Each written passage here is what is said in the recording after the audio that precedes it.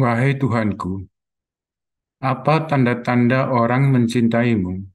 Allah Subhanahu wa Ta'ala berfirman, ketika malam telah gelap gulita, tikar telah dihampar, keluarga telah direbahkan, dan sepasang kekasih tidur bersama, maka mereka menegakkan tubuh pada telapak kaki mereka untukku, menghampar wajah mereka untukku, bermunajat kepadaku dengan firmanku, dan merayuku lewat memuji nikmat-nikmatku.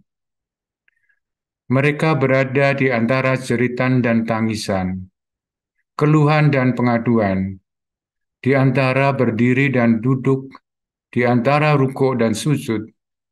Dengan penglihatanku, aku melihat beban derita yang harus mereka pikul karenaku. Dengan pendengaranku, aku mendengar apa yang mereka adukan karena mencintaiku. Yang pertama aku berikan. Aku menaruh sebagian cahayaku di dalam hati mereka.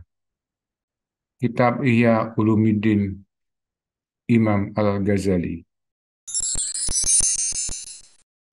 Assalamualaikum warahmatullahi wabarakatuh. Muslimin dan muslimat yang berbahagia. Alhamdulillah, alhamdulillahirabbil alamin. Wassalatu wassalamu ala israfil anbiya'i wal mursalin wa ala alihi wa ashabihi ajmain. Amma ba'd. Puji syukur kehadirat Allah Subhanahu wa taala.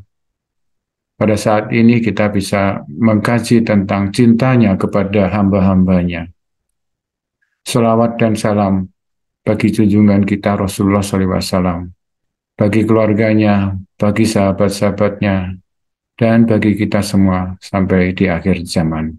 Kali ini kita membicarakan mengenai cinta, karena Allah sampaikan, apapun yang engkau minta, aku akan penuhi, asal engkau mencintaiku lebih dari yang lain.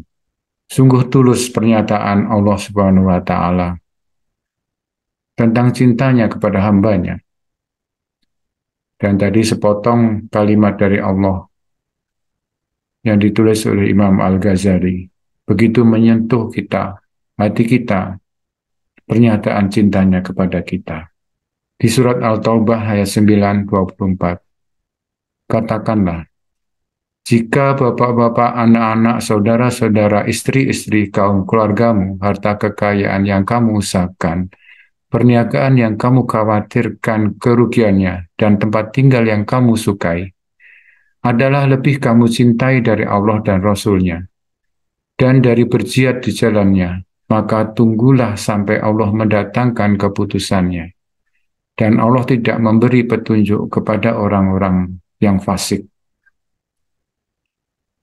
Jelas sekali di dalam surat ini, permintaan Allah dengan tulus, supaya kita mencintainya dan Rasul-Nya, melebihi dari yang lain-lain.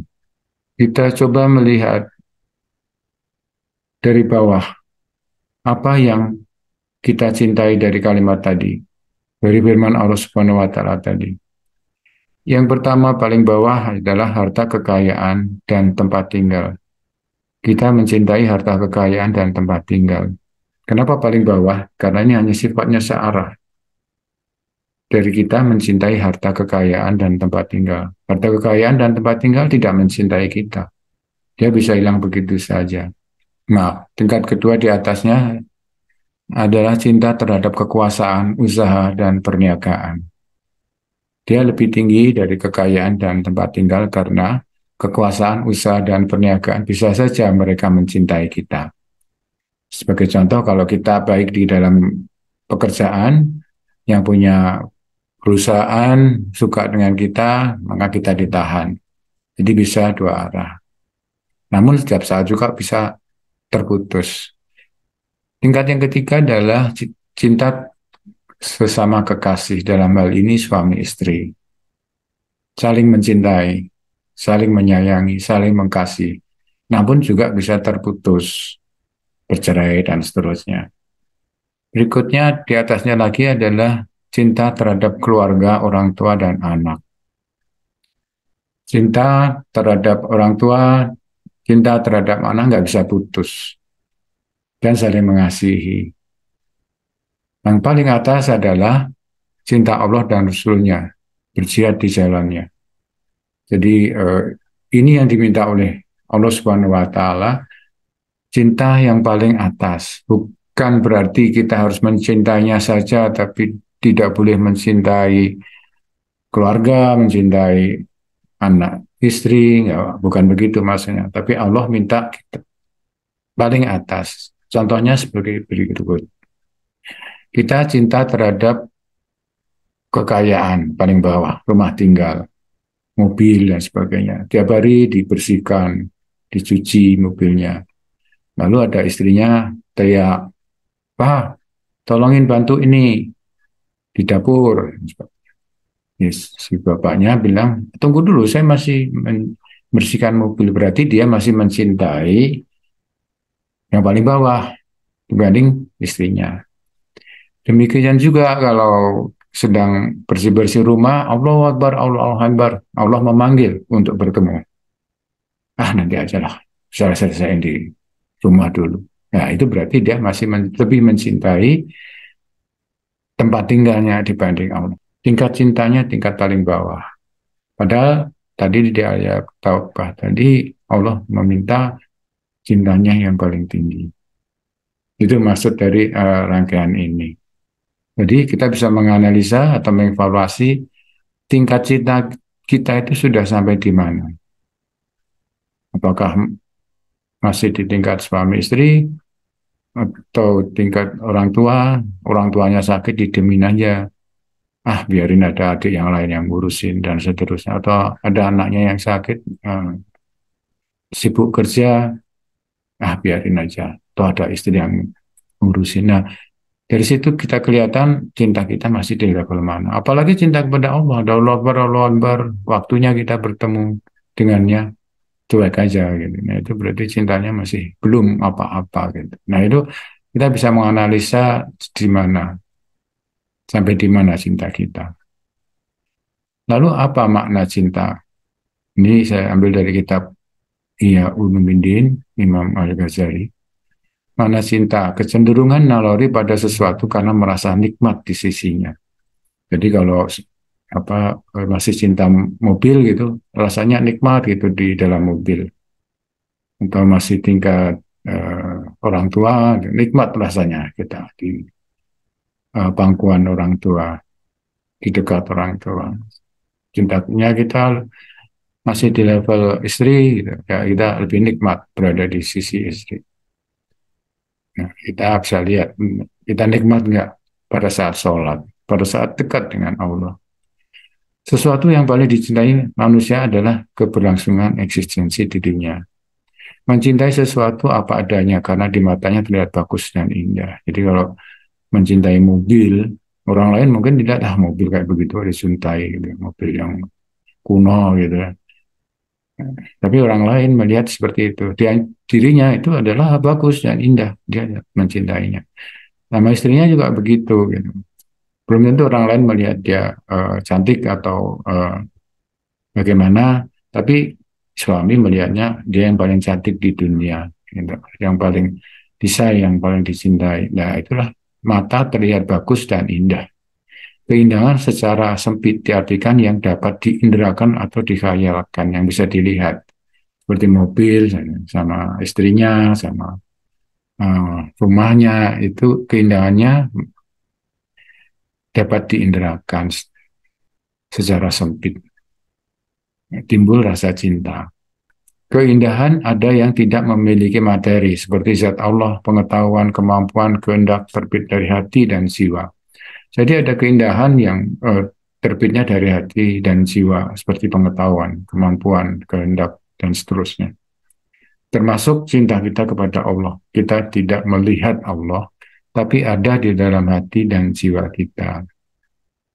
Jadi bisa dibuat satu matriks, makin ke atas, makin keindahan terbit dari hati atau jiwa. Yang paling bawah, keindahan terbit dari indera atau khayalan, harta, kekayaan, dan tempat tinggal.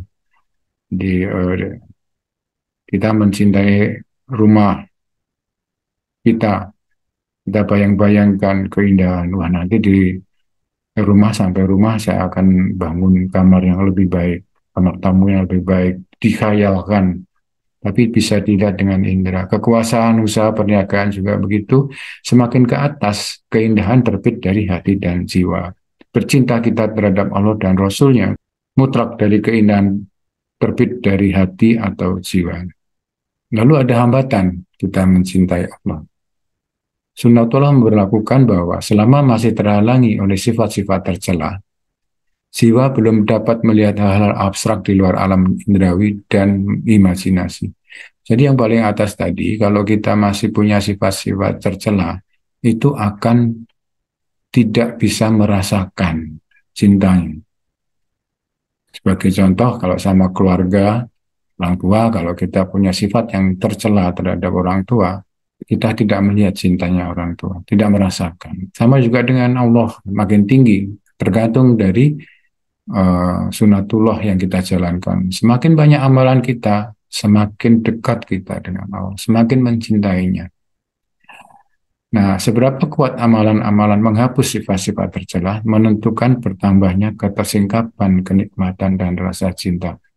Jadi seperti kelopak mata, semakin kita bisa melihat Allah dan Rasul-Nya, karena semakin banyak amalan-amalan yang kita lakukan. Muslimin dan muslimat yang berbahagia. Cinta itu sifatnya timbal balik, saling mencintai. Allah mencintai mereka dan mereka pun mencintainya. Al-Maidah ayat 56. Yuhibbuhum wa yuhibbunas. Allah mencintai mereka dan mereka pun mencintainya.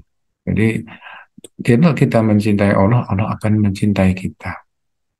Lalu apa yang timbal balik yang akan diberikan oleh Allah? Pertama, aku menaruh sebagian cahayaku di dalam hati mereka, sehingga mereka menceritakan aku sebagaimana aku menceritakan kepada mereka. Jadi Allah memberikan cahaya. Kalau kita sedang bersujud dan memohon sesuatu, paling tidak diberikan cahaya dulu oleh Allah untuk supaya kita tenang.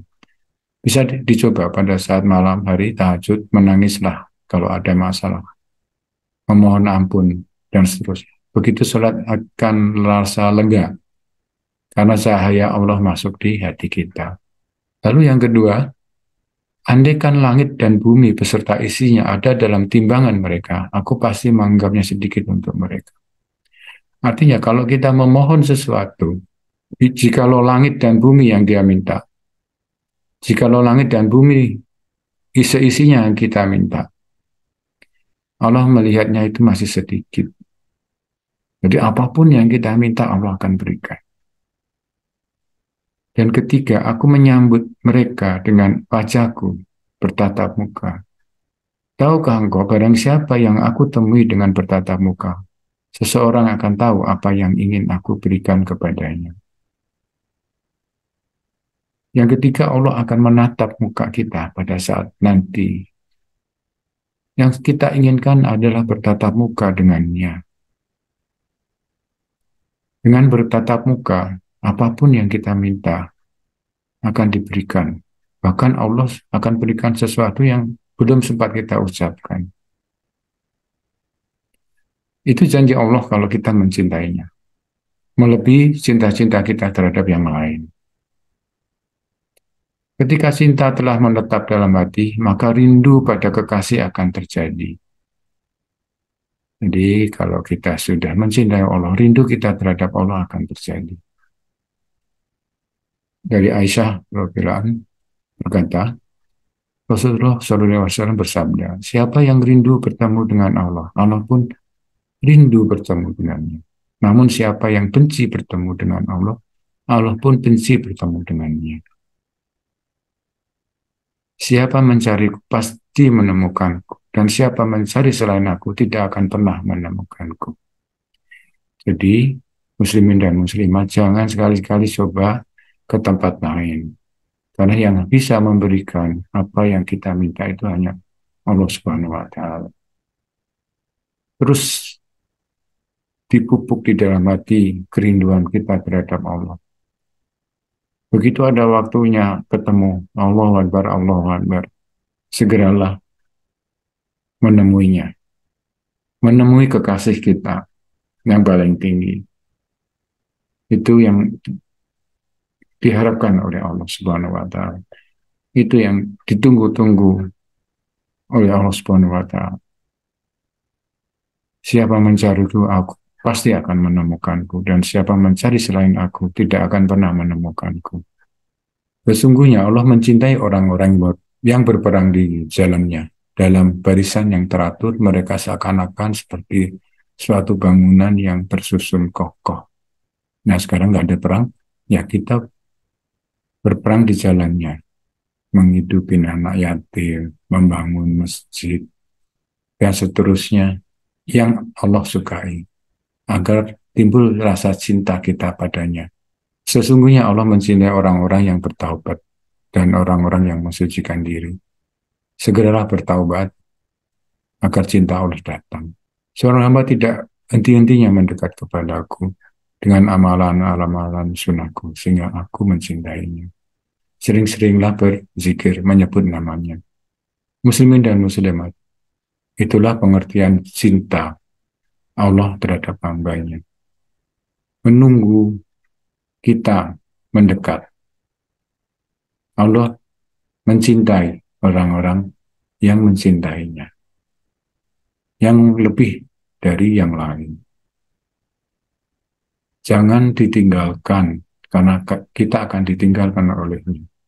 Nah, kalau kita ditinggalkan olehnya, kemana kita akan bersujud, kemana kita akan meminta pertolongan, kemana kita akan berserah diri. Cintailah Allah dan Rasul-Nya, melebihi mencintai yang lain. Jazakumullahu khairan katsiran. Alhamdulillahirabbil alamin. Wabillahi taufiq wal hidayah. Wassalamualaikum warahmatullahi wabarakatuh.